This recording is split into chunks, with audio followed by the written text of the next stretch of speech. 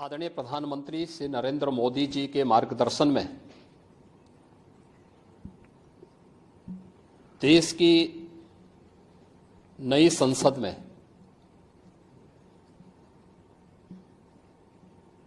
माननीय वित्त मंत्री जी ने देश का आम बजट प्रस्तुत किया है। यह बजट सर्वस्पर्शी, सर्वसमावेशी, विकासोन्मुख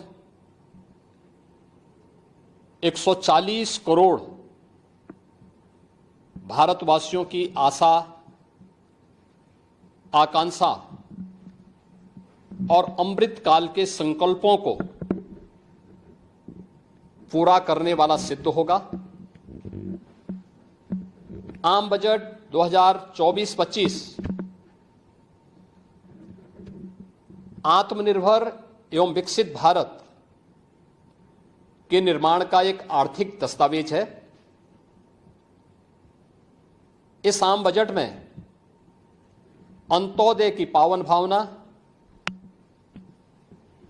विकास की असीम संभावना और नवोन्मेष की नवदृष्टि है। इस आम बजट में अन्नदाता किसानों की समृद्धि के लिए 1,52,000 करोड़ रुपए, कृषि और सहायक सेक्टर के लिए, महिला सशक्तिकरण के लिए 3 लाख करोड़ रुपए से अधिक का प्रावधान किया गया है।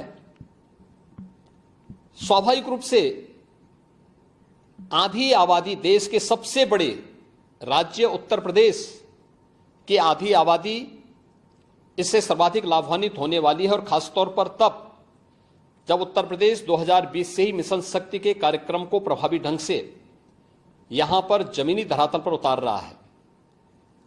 सर्वाधिक अन्नदाता किसान उत्तर प्रदेश के अंदर निवास कर रहा है।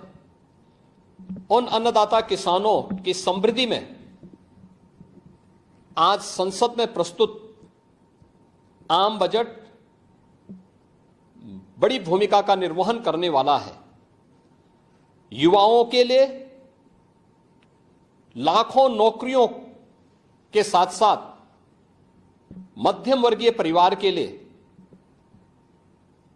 प्रत्यक्ष कर यानी इनकम टैक्स में जो नए टैक्स स्लैब की घोषणा हुई है, ये सभी अभिनंदनीय है, स्वागत योग्य है।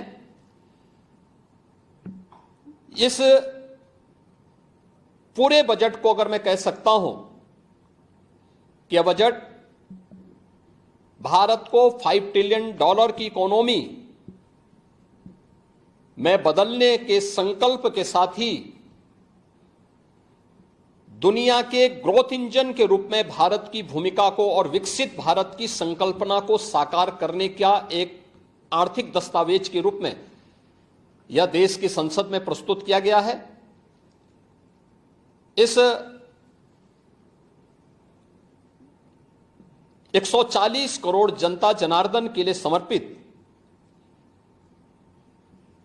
उनकी आशा, उनकी आकांक्षा और अमृत काल के संकल्पों को पूरा करने वाले इस बजट के लिए मैं आदरणीय प्रधानमंत्री जी के प्रति आभार व्यक्त करता हूं।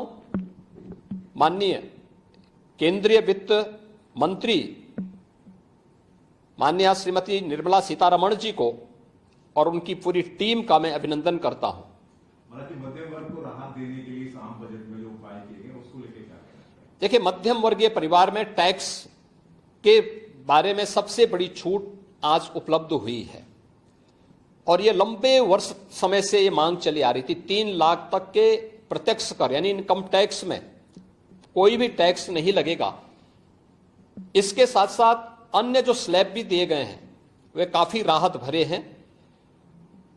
अलग अलग सेक्टर के लिए जो प्रावधान किए गए हैं, गांव के लिए, गरीब के लिए, किसान के लिए, नौजवान के लिए, एमएसएमई सेक्टर के लिए, ये लाखों नौकरियों को क्रिएट इससे होगा। इंडस्ट्री के लिए जो प्रावधान किए गए हैं मुझे लगता है ये सभी स्वागत योग्य हैं और नौजवानों के लिए, समाज के हर तबके के लिए, महिला सशक्तिकरण के लिए, अन्नदाता किसानों के लिए, सभी तबके के लिए जो कुछ भी प्रावधान इसमें किया गया है, मैं कह सकता हूं कि यह राम राज्य की अवधारणा को साकार करने वाला एक सर्वस्पर्शी, सर्वसमावेशी और विकासोन्मुख बजट के रूप में यह मोदी 3 का यह पहला बजट जाना जाएगा।